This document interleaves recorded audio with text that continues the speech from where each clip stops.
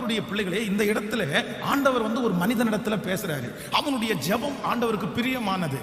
இந்த வயசுல ஆண்டவர் கொடுத்த பொறுப்புல பெருமை பாராட்டாம ஆண்டவருடைய சமூகத்துல உட்கார்ந்து ஜெபம் பண்ண உடனே கர்த்தர் சொல்றாரு, நீ விரும்புறதை என்னிடத்துல கேளு, உனக்கு என்னப்பா வேணும், உனக்கு நான் என்ன செய்யணும். அப்போ வேதம் சொல்லுது, எதிரியினுடைய உயிரை கேட்கல, நான் ராஜ்யபாரத்துல எங்க அப்பாவோட நல்ல ராஜ்யபாரம் பண்ணணும்னு கேட்கல.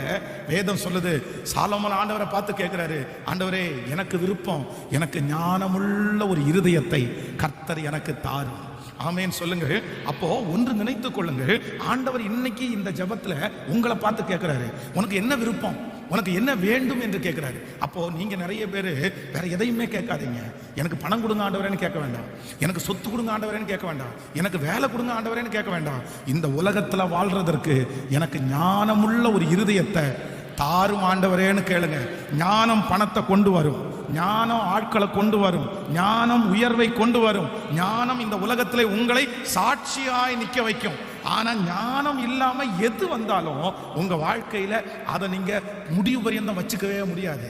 அப்போ நம்பர் 1, முதலாவதாக நீ விரும்புகிறபடி உனக்கு ஆக கடவுது. ஏசப்பா இப்ப சொல்றாரு, நீ விரும்புகிறதை கேள். அப்ப ஃபர்ஸ்ட் நம்ம ஜெப குறிப்பு என்னன்னா, எனக்கு ஞானம் வேண்டும் ஆண்டவரே.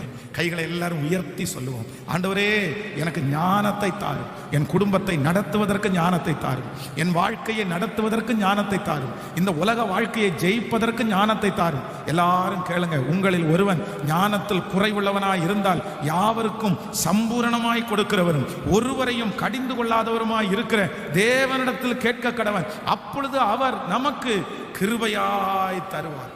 உலகத்தில் இருக்கிற பல மனிதர்களுக்கு வாய்ப்புகள் கிடைக்காம இல்லை. ஆனா நிறைய பேர் தங்க வாழ்க்கையை எதுல தொலைச்சாங்க அப்படின்னா, ஞானம் இல்லாததுனால தாங்க தொலைச்சாங்க. சரியான ஞானம் இல்லாதனால தான் குடும்பத்தை சரியா நடத்த முடியல. இந்த உலகத்தை அதான் ஞானமே முக்கியம். நீ என்னத்தை சம்பாதித்தாலும் புத்தியை சம்பாதித்துக்கொள். ஸோ கர்த்தருடைய வேதம் சொல்லுது, உலகத்தில் இருக்கிற எல்லாவற்றை பார்க்கலாம் உங்களுக்கு ரொம்ப அவசியம் என்ன அப்படின்னா, ஞானம் அவசியமான ஒன்று. அதை நம்முடைய பெற்றோர்கள் நமக்கு கற்றுக் கொடுக்கட்டாலும் அந்த ஞானத்தை கர்த்தர் நமக்கு கிருபையாய் தருவார். ஆண்டவரே, ஞானம் இல்லாதனால என் பணத்தை கொண்டு போய் சிக்க வச்சுட்டேன், ஞானம் இல்லாதனால இந்த இடத்த விட்டு நான் வந்தேன், எனக்கு ஞானமே இல்லைப்பா. ஆனால் இனி இந்த ஜெபத்திற்கு பிற்பாடு நான் எல்லா இடத்துலையும் எப்படி நடக்கணும்னா ஞானமாய் நடக்கணும். ஆமேன்னு சொல்லுங்கள். விசுவாசிக்கிறீங்களா இல்லையா? ஞானம் இல்லாமல் எதையுமே செய்யாதீங்க. கர்த்தரிடத்துல ஞானத்தை கேளுங்க. எல்லாத்துக்கும் அவசியம் ஞானம்.